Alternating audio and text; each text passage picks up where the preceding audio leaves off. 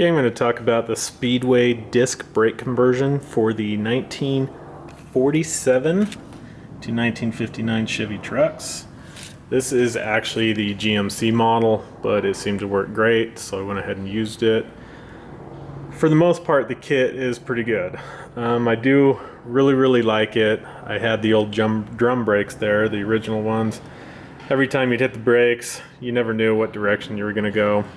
This disc brake system works really well. I'm really impressed with it. You slam the brakes down, let go of the steering wheel, it just goes straight. It's, you know, you can't ask for more. I really like it. But there is just one small thing that could have made it better, and I'll show you a little bit about that. When I first installed it, I must have had like a brain fart or something, but I ended up putting this bracket on backwards. And so the caliper was in the front. And, you know, I looked at it, and I turned the wheel side to side, and it probably would have worked, but I went ahead and just changed it to the way that it's designed. So the first thing that you do, really, is they give you this bearing race here, or collar, and cleaned up the old spindle, and you glue that on with some Loctite. Worked really well, went right on, it's working great. Had hardly any problems with that. The next thing you do is, I do believe you hit the back bearing race out, and they give you a different bearing race that you put in there, and that worked out pretty easy too. You leave the front one in. So according to the instructions here that comes with the kit, it kind of mimics the Camaro brakes. So you got the rotors and the calipers there. So if you ever need new brake pads, they're easy to get. But this does have a full instruction sheet, torque specs and everything that you need. Like I said, it's a really good kit. I will put it back together here in just a second, but I'll show you with the brackets. They give you these spacers. Let's see if you can see them. Yeah, there's spacers right there. Let's get that in the grease. Put the spacers in it and torqued it all down. It's good to go. Let's see what else. Let me put on the rotor and I'll show you what I ran into.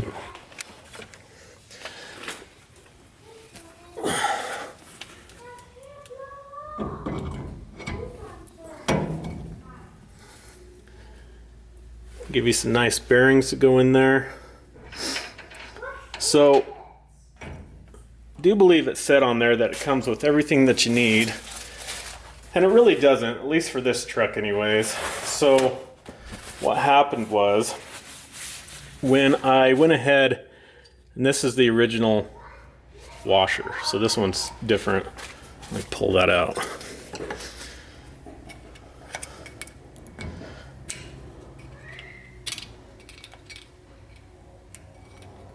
Grease. It's slippery. Okay, so you have your bearing in here, and the original washer is pretty big. So you look at the size of that, and this is the one I have now. It did not come with a new washer. This is the original from 1956, and it's big. So what happened was I put it all in there, and if you look really close inside, you'll see a collar right here. And so I put it all together and tightened it all up, and you know, it looked pretty good. I liked it. But I just happened to start adjusting the wheel bearing, and I noticed that there was some play in there. And this big washer was just pushing on that collar just enough that it wouldn't work. So I called him, and he went over the notes, and he did find out that, yeah, you do have to get your own parts. So what I did was I went to Napa, and this guy was really cool. He helped me out. He gave me this, this kit here. So that actually came with this little lock ring here, this nut, and then this washer. So I went ahead and put it all together. Yeah, I got it dirty. I'll clean that crap out.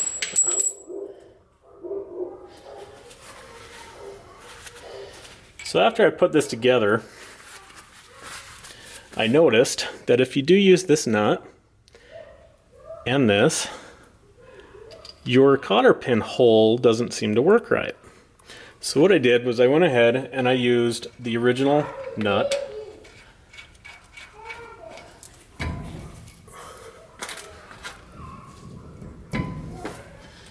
tighten that up a little. Yeah, not sitting on there right. Let me fix that. There we go. Okay.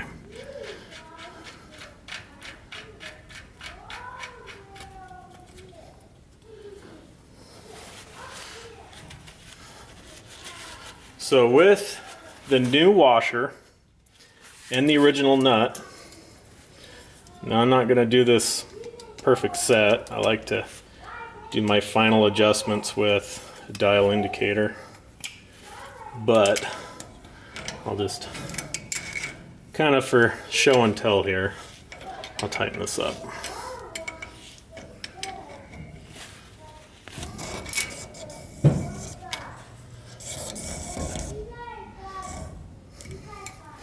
Okay,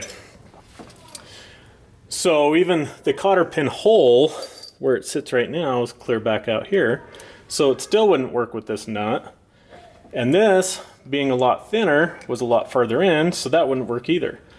So if you use the new washer, the original nut, and then this, which is a little bit off, but it puts the cotter pin perfectly where you need it. So let me pull that off.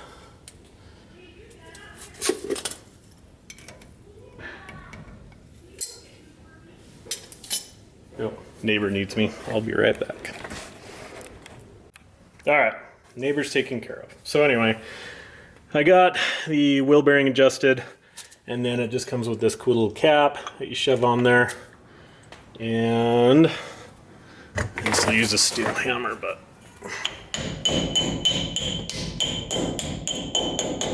just like so.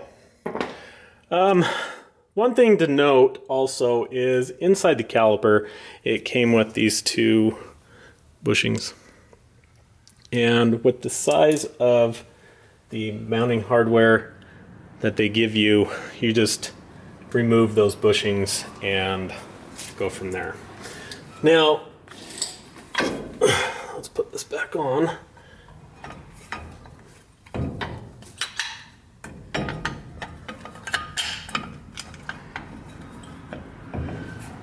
And of course, there we go. Don't want to go easy. Shove this back in there.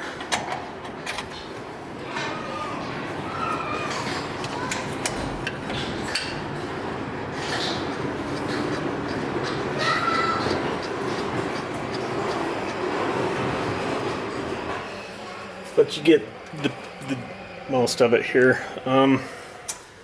Let's wipe that off. Okay. I'll bring you to the other side. That's basically what it looks like. I know that that's probably not the best place to put the hose and the connector for the brake fluid. But I did check my suspension travel with the bump stop and everything. There's no way that it's going to hit that. So I decided to go that route and do it that way. So, but anyways, it's all good. I do like it. I really do enjoy it. And it's just that small little deal of getting the right hardware to mount it. And we'll go to the driver's side. I did notice that one of my steering stops was damaged, and so I ended up replacing that. And here's the driver's side.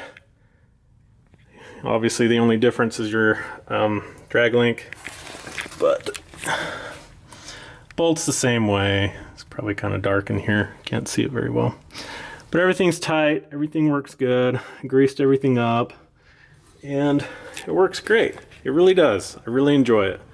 Definitely an upgrade because a lot of this truck is kind of stock. Some of it is, That's why I went ahead and did the brakes. And even though you do have a stock truck, I would upgrade the brakes just to make it safer. So this does have disc brakes in the front now. It's got a 10-bolt rear axle, so it's got different brakes there. And when I took that all apart, all the brake hardware fell out because whoever installed it didn't know what they were doing.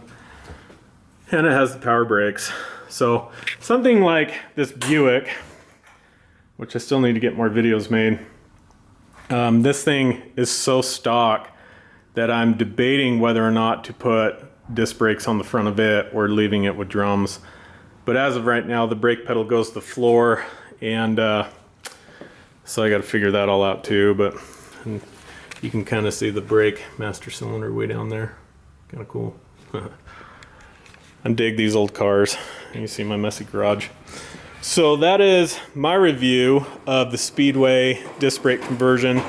Definitely well worth it. Well, it's worth buying it just for the safety of braking alone, because you know this truck does have a V8 and it runs really good at 80 miles an hour on the freeway.